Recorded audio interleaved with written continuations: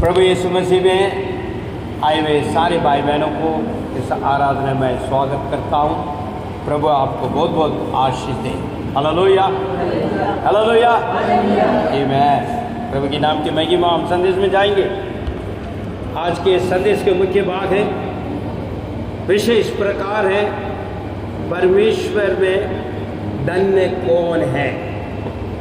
दोबारा एक और बार कहता हूँ, विषय का ये संदेश के ये विषय है, परमेश्वर में धन्य कौन है।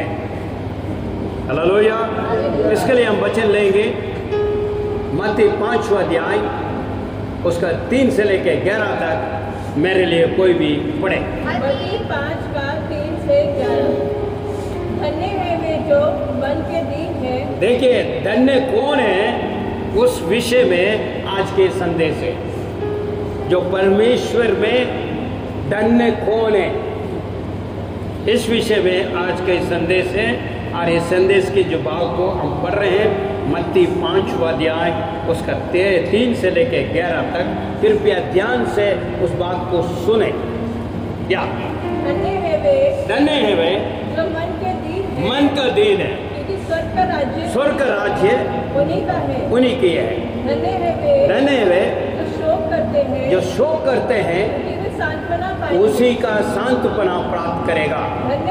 धन्य है वे जो नम्र है, उसके पृथ्वी के उत्तराधिकारी बनेगा। धन्य है वे धार्मिकता का भूखा है, जो प्यासा है, वो उसको तृप्त किया जाएगा। धन्य है वे जो दयावंत है, जो उसको ऊपर दया किया जाएगा। धन्य है वे जो जिसका मन शुद्ध है, जो परमेश्वर के दर्शन देखेगा। धन्य है वे जो मेल कराता है, वो परमेश्वर का पुत्र कहलाया जाएगा। धन्य है वे जो धार्मिकता का कारण सताया जाता है, जो स्वर्ग का राज्य उन्हीं का है। धन्य तुम जो लोग मेरे कारण तुम्हारे लिए निंदा करें, तुम्हें याचना दे और झूठ बोल बोल कर तुम्हारा विरोध करें, सब प्रकार की बातें करें। क्या कहता है? धन्य कौन है। हमने 3 से लेके 11 तक पढ़ा है। मेरे भाई मेरे बहन, मसीह यीशु को जो ग्रहण किया है, वो सारे धनवान हैं और वो धन्य है। क्योंकि परमेश्वर यही चाहता है, जो परमेश्वर यीशु मसीह को जो अपने जीवन में ग्रहण कर लेता है, अपने लाता है, उद्धारकर्ता मान लेता है, वो धन्य है। ये परमेश्वर का इच्छा भी यही है। इसमें एक वचन लेकर आपके बीच में जाना चाहूंगा। मत्ती का अंदर 5वां अध्याय 3रा वचन क्या कहता है, थोड़ी से हम उसको मनन करेंगे। धन्य है वो जो मन के दीन है, मन का दीन है, जो कि स्वर्ग राज के उन्हीं की है। यहाँ पर जो है धन्य वो व्यक्ति को कहता है जो आत्मा में दीन। इसके बारे में 4 बातें आपके बीच में मैं बताना चाहता हूं। आज आप इस बात को जांचना है। विश्वासी जन अपने आप को जांचना है, मैं किस प्रकार हूं। क्या मैं सचमुच में परमेश्वर की ओर से धन्य है? एक सवाल है आज मसीहों के जीवन के अंदर। तो जब मसीह का अंदर रहने वाले जो धन्य कहते हैं, तो उनको स्वभाव भी कैसी होनी चाहिए, उस विषय को आज हम मनन कर रहे हैं। यहाँ पर क्या कहता है? सबसे पहले जो मसीह में रहने वाला लोग कैसे रहना चाहिए, पढ़िए दोबारा। धन्य है जो मन के दीन है, मन का दीन है, क्योंकि स्वर्ग का राज्य उन्हीं की है। मगर इसी एक शब्द में, एक वचन में 4 बातें आपके बीच में मैं बांटना चाहूंगा। सबसे पहले विश्वासी जन को दीनता चाहिए। दीनता, हृदय का अंदर एक दीनता का अवश्य जरूरत है। उसके बाद नंबर 2, धीरज रखना है। मसीह जीवन में रहने वाले, मसीह को ग्रहण किया हुआ लोग, विश्वासी जन, धीरज के साथ अपना जीवन बिताना है। ये बहुत ही जरूरत है। तीसरी बातें हम देखते हैं। तीसरी बात में हम देखें तो आज्ञाकारी बनना अवश्य जरूरत है। जो मसीह में हैं, जो धन्य प्राप्त करना चाहते हैं, तो इसमें क्या होना चाहिए? दीनता, धीरज और आज्ञाकारी। चौथी बातें मैं आपके बीच में रखना चाहता हूं, निष्कपट। जिसके हृदय में कपट ना हो वो धन्य है। हालेलुया। जो मसीह के ग्रहण किया हुआ लोग के लिए ये बातों को मैं कहना चाह रहा हूं। जो सचमुच आप विश्वास करते हैं परमेश्वर यीशु मसीह को और उसका उद्धार करता मानकर अपने हृदय में आपने जो है माना और अपने आप को जीवन सौंपा, तो आपका जीवन के अंदर ये 4 बातें अवश्य जरूरत है। आज नहीं है, इस वजह से मसीह लोग का दुख और पीड़ी और परेशानी को बीच में गुजर रहे हैं। क्योंकि परमेश्वर ने कई वायदा किया है, ईश्वर का कई वायदा पवित्र बाइबल में है, उन पूरी बातें पूरी प्राप्त नहीं हो पाती हैं। उसका कारण क्या है? सबसे पहले यही है। पौलुस क्या कहता है कि जब गलातियों का पुस्तक का अंदर क्या कहते हैं, तो 5वां अध्याय को आप ले ले, वहां पर 3-4 बातें आपको बीच में मैं बांटना चाहूंगा। 22 से लेकर 23 तक सिर्फ 2 बातें देखिए वहां। गलातियों का आगे पीछे दोनों पढ़ना, समझना है, वचनों को समझना है और अपना आप को पहचानना है। गलातियों 5 का 22 और 23। 22 और 23, 5वां अध्याय। परंतु पवित्र आत्मा का फल प्रेम, आनंद, शांति, धीरज, दयालुता, भलाई, विश्वस्तता, नम्रता व संयम है। क्या कहते हैं? दोबारा पीछे पढ़िए एक बार। गलातियों 5 में 22 और 23। हर आत्मा का फल प्रेम, आनंद, शांति, धीरज, कृपा, भलाई, विश्वास, नम्रता और संयम है। ऐसे कामों के विरोध में कोई भी व्यवस्था नहीं। कोई भी व्यवस्था नहीं है ऐसे कामों में। तो व्यवस्था आपके लिए दिया गया है। हम पहले संसार में था, मन, मर्जी, इच्छा जो है वो करता रहा और जो जैसे कहा है ऐसे भी चलने लगा। मगर परमेश्वर यीशु मसीह को उद्धार करता मानने के बाद हमारे अंदर क्या होना चाहिए उस बात को यहां पर बताता है। पौलुस इस कलीसिया को यह बात कहता, कलीसिया कौन है? विश्वासी जन है। आप और मैं हूं कलीसिया, परमेश्वर के चुने हुए कलीसिया आप और मैं हूं। इसलिए हमें इस वचनों को समझना है। इसलिए मैंने इस टॉपिक को लिया है, इस मुख्य बात को लिया है। परमेश्वर में कौन धन्य है और उनके जीवन का अंदर ये कार्य भी होगी। दोबारा 5:3 में आइए, मत्ती 5:3। धन्य है वे जो मन के दीन है। मन का दीन है, जो कि स्वर्ग का राज। सबसे पहले दीन को वहां पर दिखाता है।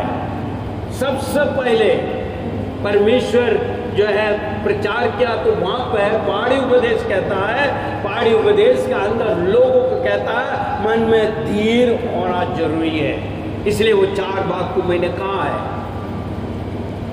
दीनता, धीरज, आज्ञाकारी, निष्कपट।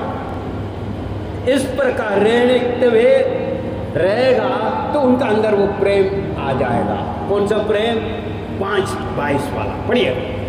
ऐसे रहने वाला का अंदर क्या प्राप्त होती है, क्या फल प्राप्त होता है, वो बातों को यहाँ पर लिखा है। पढ़िए। गलातियों 5 का 22 और 23। उसका अंदर क्या पाया जाएगा? परंतु पवित्र आत्मा पवित्र आत्मा को प्राप्त हो जाते हैं। कब? जब परमेश्वर यीशु मसीह का ग्रहण करते हुए, उसके बाद उसका भावना बदल जाता है, उसका क्रिया बदल जाता है, कार्य बदल जाता है। जब भी तू उसको कहते हैं मन फिराओ। हेलो, कहते हैं हम मन फिराया हुआ है, हम उद्धार प्राप्त किया हुआ है, हम विश्वासी जन हैं, हम यीशु को विश्वास करते हैं, आराधना करते हैं, हम मसीह लोग हैं। क्या आपको पता है मन फिराव क्या है?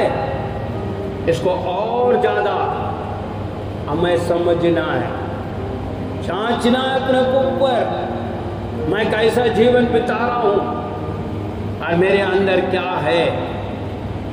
मेरे भाई मेरे बहन, यदि पवित्र आत्मा आपके अंदर होगा तो आपके अंदर प्रेम भावना बढ़ता जाएगा, घटेगा नहीं।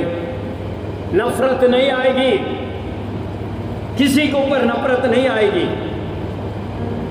क्योंकि प्रेम, अगर यीशु हमारे ऊपर अगर नफरत करता होता आज एक भी नहीं होता उद्धार प्राप्त किया हुआ।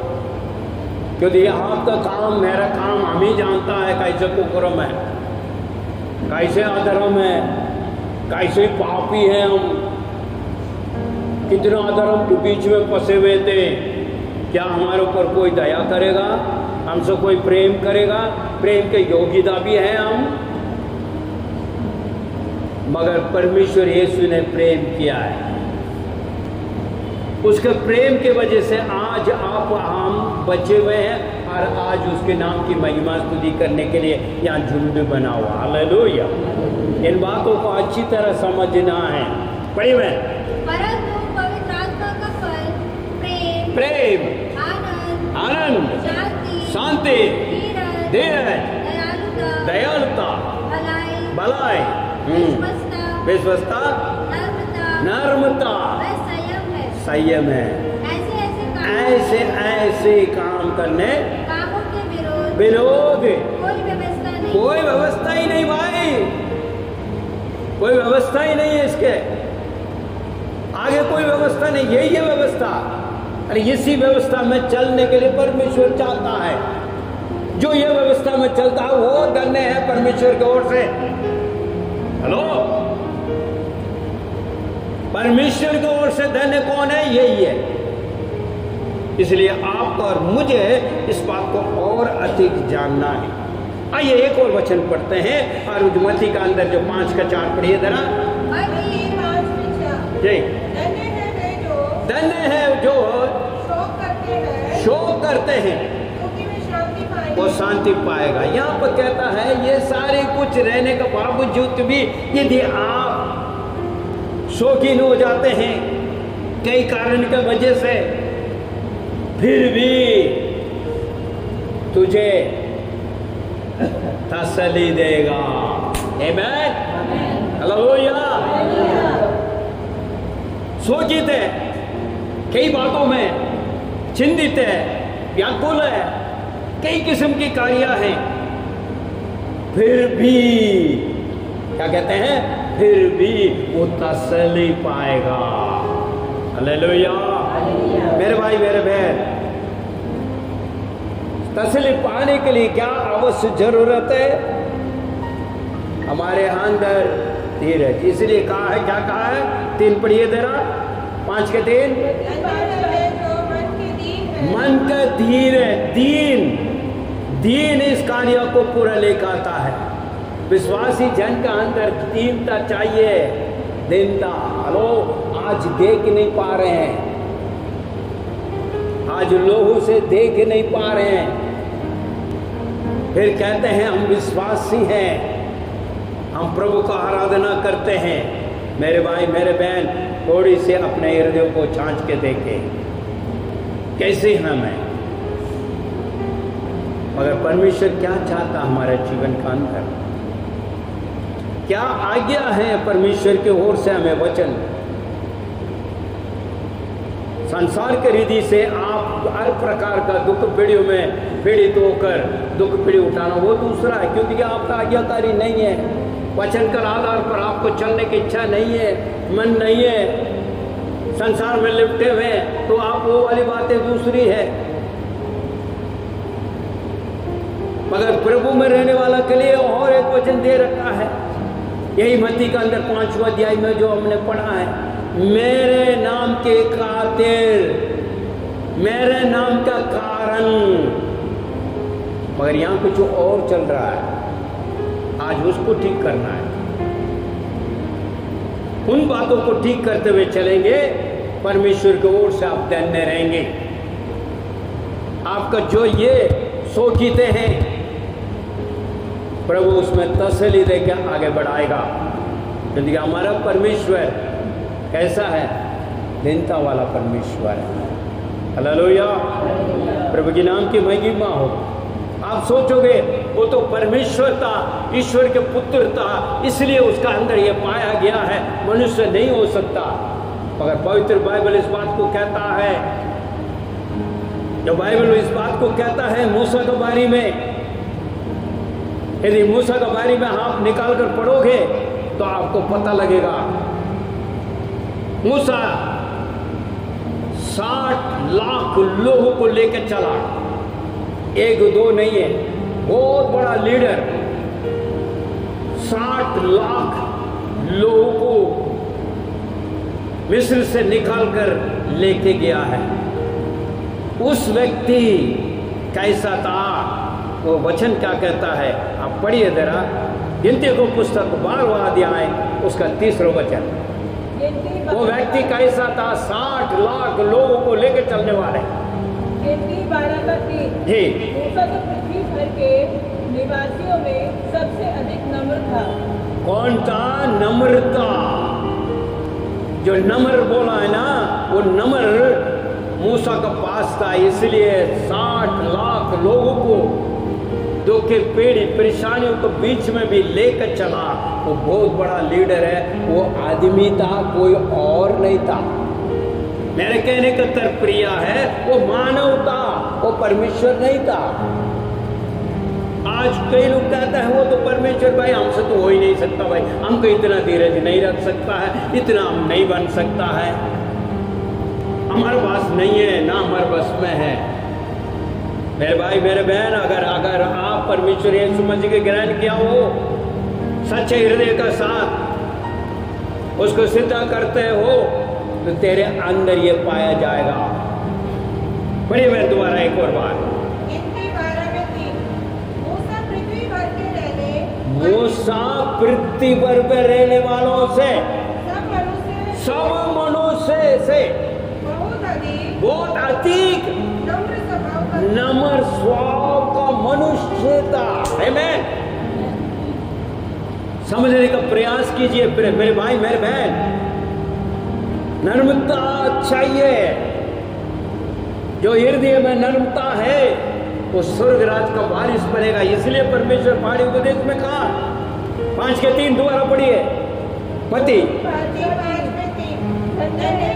धन्य है वह जो मन का दीन है, स्वर्ग राज उसी की है। क्या आप और मैं कह सकते हैं? हेलो, संदेह आ रहा है ना? हमारा स्वर्ग राज मिलेगा कि नहीं है? आ रही है ना? कोई भी ये कह सकता नहीं जी मेरे लिए स्वर्ग राज है। क्यों? हमारे अंदर का कहानी पता है ना। वो 4 बातें बताया था मैंने, फिर एक और बात बताया। मेरे भाई मेरे बहन, बाइबल हमें सिखाता है, कदम कदम में आपको सहायता करता है, तेरे जीवन कैसी होनी चाहिए, किस प्रकार तू चलना चाहिए, किस प्रकार का तेरे जीवन के कार्य क्रिया होना चाहिए। इसी बातों को तो बाइबल हमें सिखाता है। इसी का उदाहरण मूसा। पढ़िए मैं दोबारा।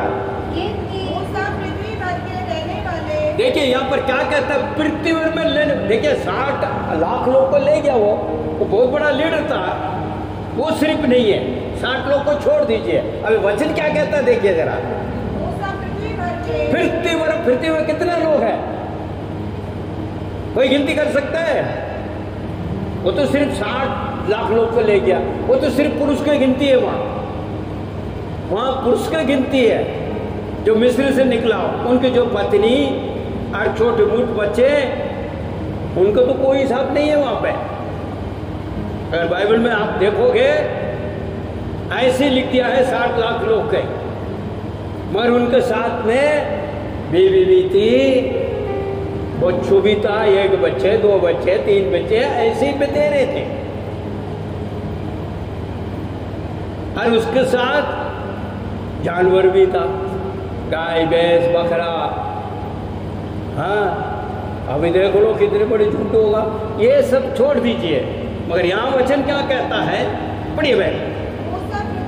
पृथ्वी पर पे रहने वाले सब मनुष्य बहुत अधिक, सब मनुष्य से भी अधिक नम्र स्वभाव का मनुष्य था। लो थोड़ा अपने आप जांच के देखिए, आप कैसे हैं मेरे भाई मेरे बहन, आपका नम्रता कैसा है। तो देखिए, आपको और मुझे बुलाने वाला परमेश्वर नम्रता का मार्ग को दिखाता है। इसलिए वो इस प्रकार वचन में कहता है। वचन क्या कहता है? मत्ती के अंदर 11वां अध्याय 11:29, अपने ऊपर उठा लो और मुझसे सीखो, मैं नरम और मन में दीन हूं। कौन है? जो बुलाया हुआ यीशु, आपको और मुझे बुलाया हुआ यीशु। हेलो, और तुम अपने मन में, जब भी आपका मन में विश्राम पाओगे। आज विश्राम नहीं है, क्यों विश्राम नहीं है? आपको सोचना है। मगर आपको और मुझे बुलाने वाला परमेश्वर कैसा था? वो नम्रता के साथ, दीनता के साथ आपको और मुझे बुलाया। उसका स्वभाव हमारे पास होना चाहिए। ऐसे स्वभाव रहने वालों को परमेश्वर दिन पर दिन बढ़ाता है। हालेलुया। नम्रता के साथ रहने वाला को परमेश्वर और उछलता है और उसका बंधनों को खोलता और मार्ग दिशा दिखाता है। वो सिर्फ नहीं है, उसके तमाम कार्य में वो मदद करता है। ना वो थाकता है, ना छोड़ता है। हालेलुया। मेरे भाई मेरे बहन, आज तागे में बहुत लोग हैं, छुड़े में बतेरे लोग हैं। सोचिए, समझने का प्रयास कीजिए। जो परमेश्वर बुलाया है वो कैसा है? दीन और नम्रता के साथ बुला रहा है। अगर वो कठोर होता, आज हम यहां पर नहीं रहते हैं, ना हम उद्धार प्राप्त कर पाते हैं। क्यों? देखिए, उसकी नम्रता, उसका दीनता, उसका कोमल आज आपको मुझे बचाया है। हालेलुया। मेरे भाई मेरे बहन, इस बात को आपको समझना है। वचन क्या कहता है? देखिए जरा, मत्ती 21वां अध्याय उसका 4। मत्ती 21:4 जी।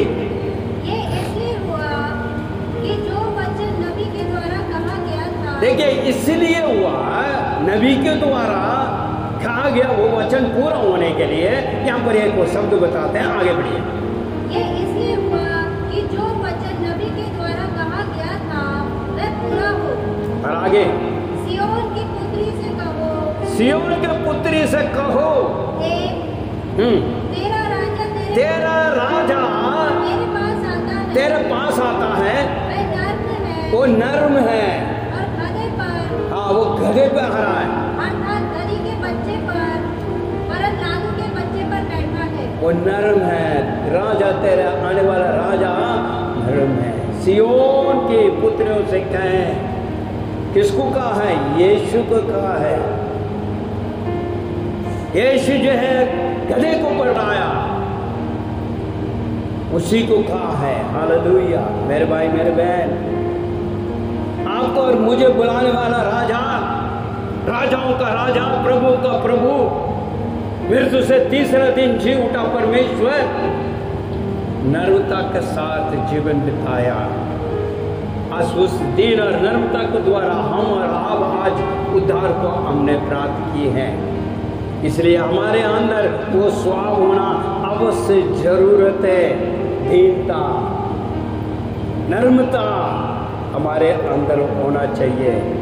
मेरे भाई मेरे बहन, वचन इस प्रकार हमें पुकार कर कहता है, उसने किसी को जो है विरोध नहीं करा हुआ।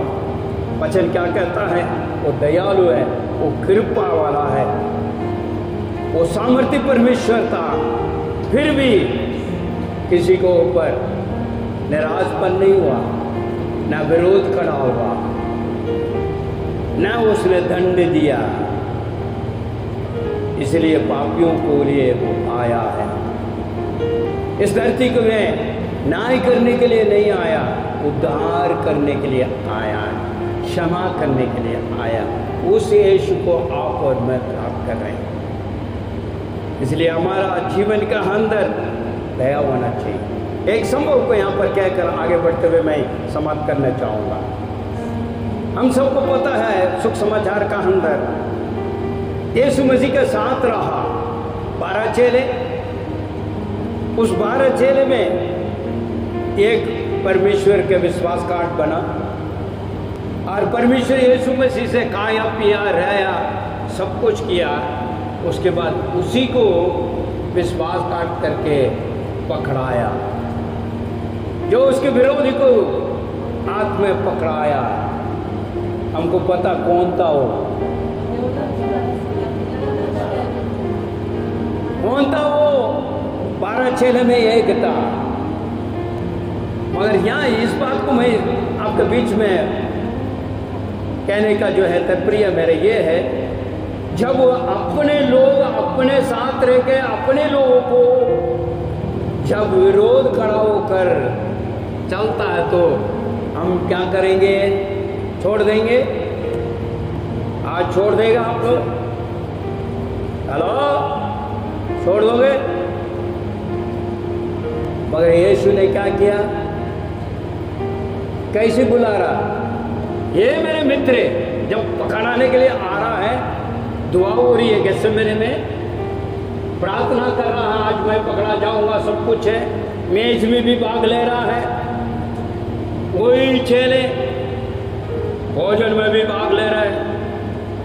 और उसी टाइम परमेश्वर यीशु भी कहता है, जा तुम्हारा काम तू करने चाह रहे हो जल्दी से कर ले।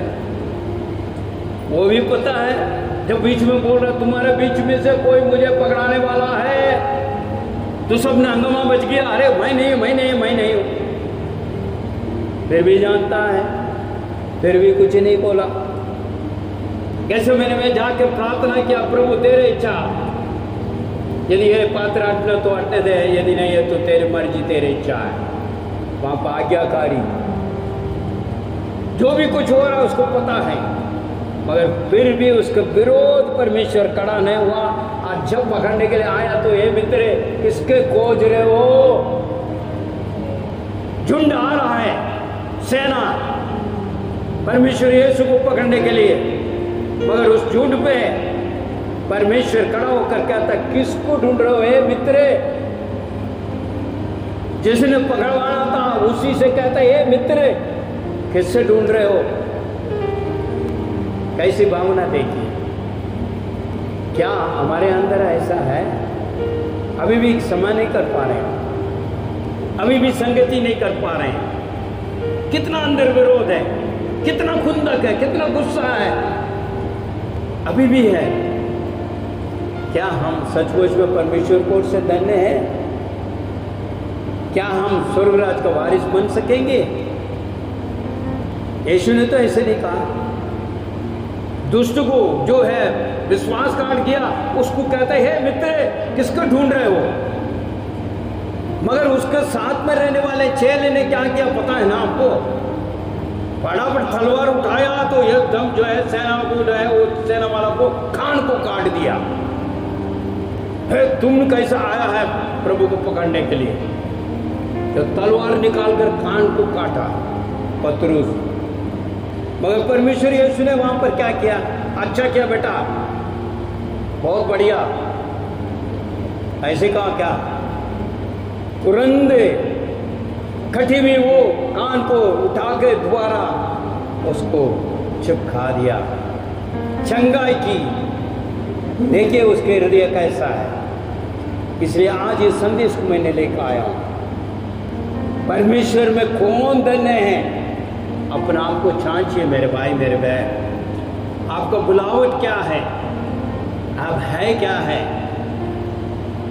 आज अगर ये बातों को समझता है प्रत्येक जो है विश्वासी जन आज महान सेवकार बन जाएगा, बड़ी सेवा निभाएगा, ईश्वर का धन्य कहते हुए जाएगा। आज मुंह खोलकर परमेश्वर के बारे में बताने का हिम्मत नहीं है लोगों का।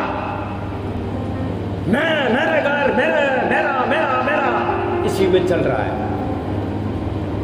मगर आज बड़े अफसोस है, बड़े दुखी की बात है, जो विश्वासी जन अपने पाया हुआ शांति और समाधान आशीष को दूसरों को बांटता नहीं है, ना बोलते हैं, ना गवाही देते हैं।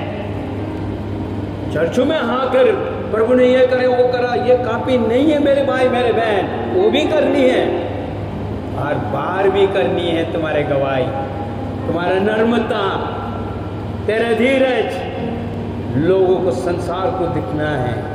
जो यीशु के पास था वो व्यक्ति धन्य है परमेश्वर की ओर से, वो स्वर्गराज का वारिस बनेगा। मेरे भाई मेरे बहन, इस विषय को आप समझने के लिए, सोचने के लिए प्रयास करें। यीशु के ग्रहण करने से सिर्फ नहीं है, यीशु हमारे अंदर प्रकट होना चाहिए, हमारे द्वारा प्रकट होना चाहिए, उसके नाम की महिमा हमारे द्वारा मिलना चाहिए। एक बात मैं कहकर समाप्त कर रहा हूँ। क्या है हमारे पास जीवन है? कितना है? छोटी सी जीवन है, बहुत छोटा सा जीवन है हमारा। पता वो जल्दी से मिट जाएगी, जल्दी से खत्म हो जाएगा। मगर एक और सदा जीवित रहने वाला एक जगह है, वो स्वर्गराज है। उसके लिए परमेश्वर आया, आपको और मुझे सदा उसके साथ जीवित रहने के लिए, महिमा का परमेश्वर के साथ वास करने के लिए, बुलाने के लिए आया है। एक छोटी सी जीवन का अंदर उसके नाम की महिमा है, ताकि आप भी कह सके मैं परमेश्वर में धन्य है, मैं स्वर्गराज का वारिस हूं।